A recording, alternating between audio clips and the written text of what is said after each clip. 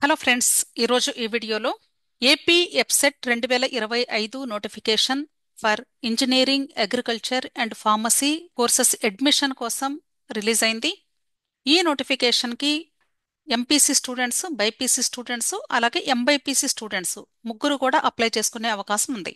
ఇక్కడ engineering, agriculture and pharmacy అని మాత్రమే ఇచ్చారు, కానీ కేవలము ఈ కోర్సెస్ మాత్రమే కాకుండా ఈ ఏపీ ఎప్సెట్ స్కోర్ని బేస్ చేసుకొని veterinary, pharm D, BSc nursing, horticulture, food technology ఇలా డిఫరెంట్ కోర్సెస్లో అడ్మిషన్ పొందే అవకాశం ఉంది. ఈ ఏపీ ఎప్సెట్ నోటిఫికేషన్కి సంబంధించి ఇక్కడ కంప్లీట్ డీటెయిల్స్ ఇచ్చారు. ఈ రిజిస్ట్రేషన్ ప్రాసెస్కి సంబంధించి ఇక్కడ టోటల్గా 5 స్టెప్స్ ఉంటాయి. ఫస్ట్ స్టెప్ వచ్చి eligibility criteria and fee payment. Student యొక్క ఎలిజిబిలిటీ క్రైటీరియా డీటెయిల్స్ ఫిల్ చేసి ఆ తర్వాత పేమెంట్ చేయాలి. ఒకసారి ఇక్కడ ఎలిజిబిలిటీ క్రైటీరియాకి సంబంధించి మీరు ఇచ్చేటువంటి డేటా ఎంటర్ చేసిన తర్వాత మీరు ఒకవేళ అప్లికేషన్ సబ్మిట్ చేశారు అనుకోండి, అంతా కంప్లీట్ చేసి కరెక్షన్ విండో ఓపెన్ అయిన టైంలో ఈ ఎలిజిబిలిటీ క్రైటీరియాలో డేటాని చేంజెస్ చేసుకునే అవకాశం ఉండదు. సెకండ్ స్టెప్ వచ్చి know your payment status. Payment ప్రాపర్గా సక్సెస్ అయిందా లేదా అనేది చెక్ చేసుకోవాలి అంటే ఇక్కడ క్లిక్ చేసి చెక్ చేసుకోవచ్చు.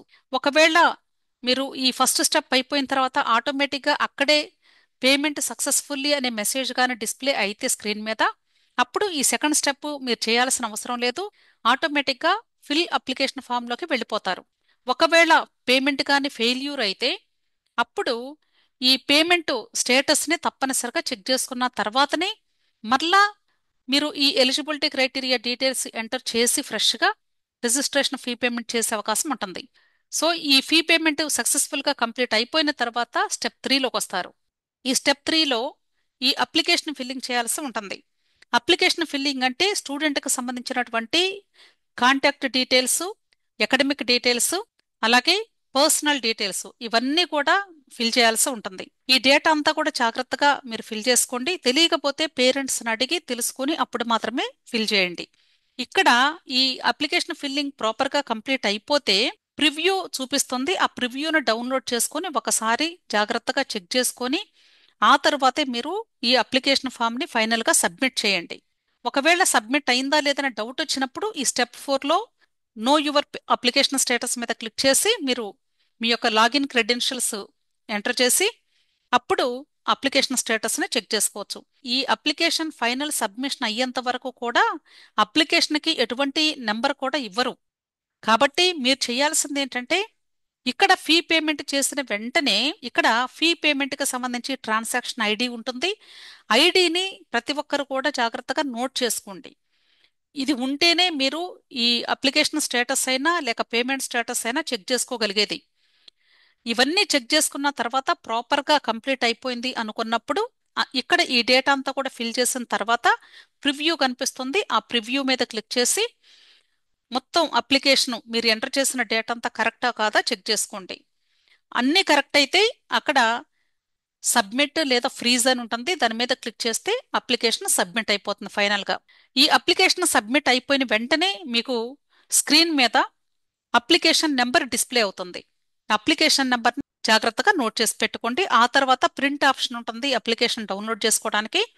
దాని మీద క్లిక్ చేసి మీ యొక్క అప్లికేషన్ని డౌన్లోడ్ చేసుకొని ప్రింట్అవుట్ తీసుకొని మీ ఫైల్లో పెట్టుకోండి. ఎగ్జామినేషన్కి సంబంధించి స్కెడ్యూల్ కూడా ఇచ్చారు.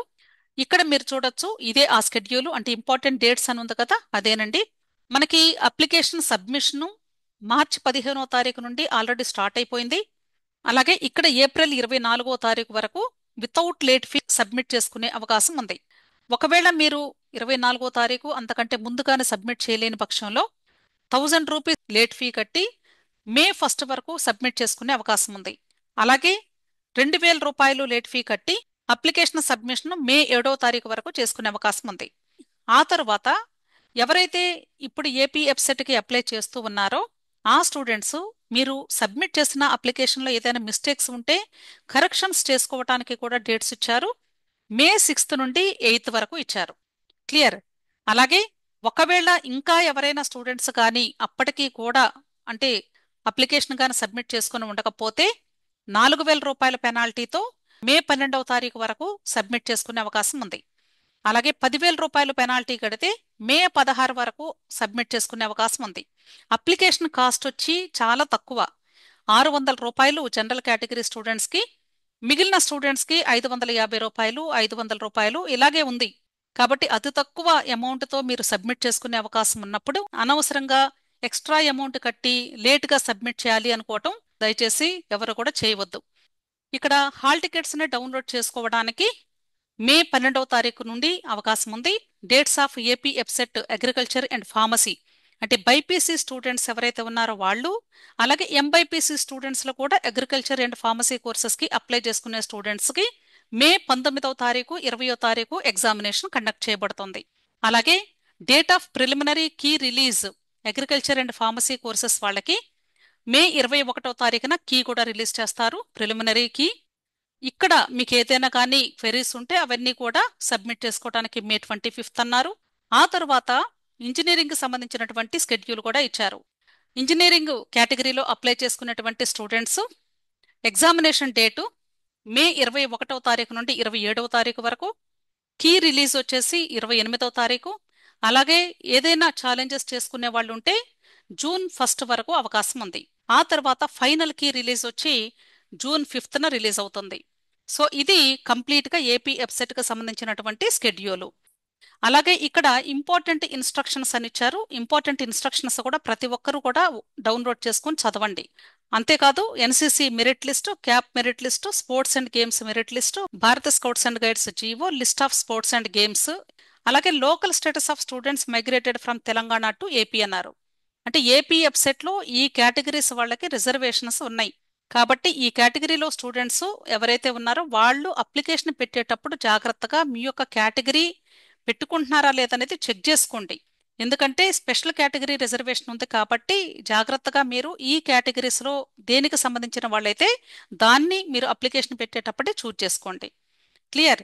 అలాగే ఒకవేళ ఎవరైనా తెలంగాణ వాళ్ళు ఏపీకి మైగ్రేట్ అయినటువంటి ఫ్యామిలీస్ ఉంటే వాళ్ళు కూడా లోకల్ స్టేటస్ పొందే అవకాశం ఉంటుంది కాబట్టి ఓకే, వాటికి సంబంధించినటువంటి డీటెయిల్స్ కూడా మీరు ఫిల్ చేసుకోండి. ఇప్పుడు ఈ ఇంపార్టెంట్ ఇన్స్ట్రక్షన్స్ గురించి కూడా ఒకసారి డీటెయిల్గా ఎక్స్ప్లెయిన్ చేస్తాను. ఇక్కడ స్టూడెంట్కి సంబంధించి ఇన్స్ట్రక్షన్స్ ఇచ్చారు, ప్రతి ఒక్కరు కూడా చదవాలండి. ఇవన్నీ కూడా చాలా చాలా ఇంపార్టెంట్.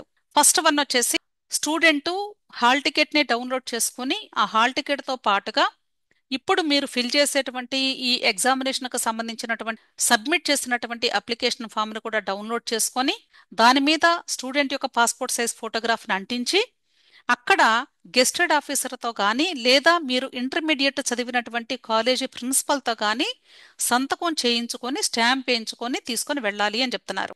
మీరు ఆన్లైన్ అప్లికేషన్ ఫామ్ తీసుకొని వెళ్తారు, అయితే ఆ ఫామ్ మీద సిగ్నేచరు స్టూడెంట్ యొక్క left hand thumb impression invigilator సమక్షంలో మాత్రమే వేయాలి అని చెప్తున్నారు. ఇవన్నీ కూడా మీరు ఎగ్జామ్ హాల్కి వెళ్లే ముందు ఇన్స్ట్రక్షన్స్ని జాగ్రత్తగా చదువుకుంటే గుర్తుంటుంది. ఎందుకంటే ఇప్పుడు చదివినా కూడా మీకు అప్పుడు గుర్తుండదు, మర్చిపోతారు. కాబట్టి అప్పుడు మాత్రం తప్పనిసరిగా ఇన్స్ట్రక్షన్స్ ఒకసారి రిమైండ్ చేసుకోండి. ఇక్కడ instructions for online computer based examination అన్నారు. ఈ ఎగ్జాము ఆన్లైన్ పద్ధతిలో మాత్రమే జరుగుతుంది. అయితే టోటల్గా 3 గంటలు ఈ ఎగ్జామినేషన్ కండక్ట్ చేస్తారు. అలాగే టోటల్ క్వశ్చన్స్ వచ్చి 160 క్వశ్చన్స్ ఉంటాయి. 80 క్వశ్చన్స్ మ్యాథమెటిక్స్లో ఉంటాయి. అలాగే 40 క్వశ్చన్స్ అంటే 40 క్వశ్చన్స్ ఫిజిక్స్ ఉంటాయి, 40 క్వశ్చన్స్ కెమిస్ట్రీలో ఉంటాయి ఫర్ ఇంజనీరింగ్ స్ట్రీమ్కి. అలాగే బయాలజీ స్టూడెంట్ అయితే బాటనీ జువాలజీ ఉంటుంది కాబట్టి ఈచ్ సబ్జెక్ట్లో 40 మార్క్స్ కాబట్టి 80 క్వశ్చన్స్ బయాలజీ టోటల్గా. అలాగే ఫిజిక్స్ 40, కెమిస్ట్రీలో 40. ఇవి అగ్రికల్చర్ అండ్ ఫార్మసీ స్ట్రీమ్లో అప్లై చేసుకునే స్టూడెంట్స్కి. అలాగే ఒకవేళ మీరు పెట్టిన ఆన్సర్ తప్పైనా కూడా ఎటువంటి మార్క్స్ కూడా తగ్గవు, అంటే నో నెగిటివ్ మార్కింగ్ అని అర్థం. సో ఇలా మీరు ఈ ఏపీ ఎప్సెట్కి అప్లై చేసే స్టూడెంట్స్ ఒక్కొక్కటి ఓపెన్ చేసి చూస్తే క్లియర్గా డీటెయిల్స్ ఉంటాయి. అలాగే మార్క్ టెస్ట్కి సంబంధించి కూడా కొన్ని మార్క్ టెస్ట్ ప్రాక్టీస్ చేసుకోవడానికి ఇచ్చారు. సో ఎవరైనా ఒకవేళ ప్రాక్టీస్ చేసుకోవాలి అంటే ఇక్కడ కూడా మీరు ప్రాక్టీస్ చేసుకునే అవకాశం ఉంది. అయితే ఇక్కడ అసలు ఎవరెవరు అప్లై చేయాలి అంటే ఇంజనీరింగ్ స్టూడెంట్స్ అయితే డైరెక్ట్గా అప్లై చేస్తారు, ప్రాబ్లం లేదు. మరి బైపీసీ స్టూడెంట్స్ ఎవరెవరు అప్లై చేయాలి అనేది ఇక్కడ డౌట్. ఎందుకంటే ఆల్రెడీ బైపీసీ స్టూడెంట్స్ నీట్ ఎగ్జామ్కి ప్రిపేర్ అవుతూ ఉంటారు కాబట్టి ఏపీ ఎప్సెట్కి ఇప్పుడు అప్లై చేయాలా లేదనేది వాళ్ళకి పెద్ద సమస్య, అంటే డెసిషన్ తీసుకోలేరు.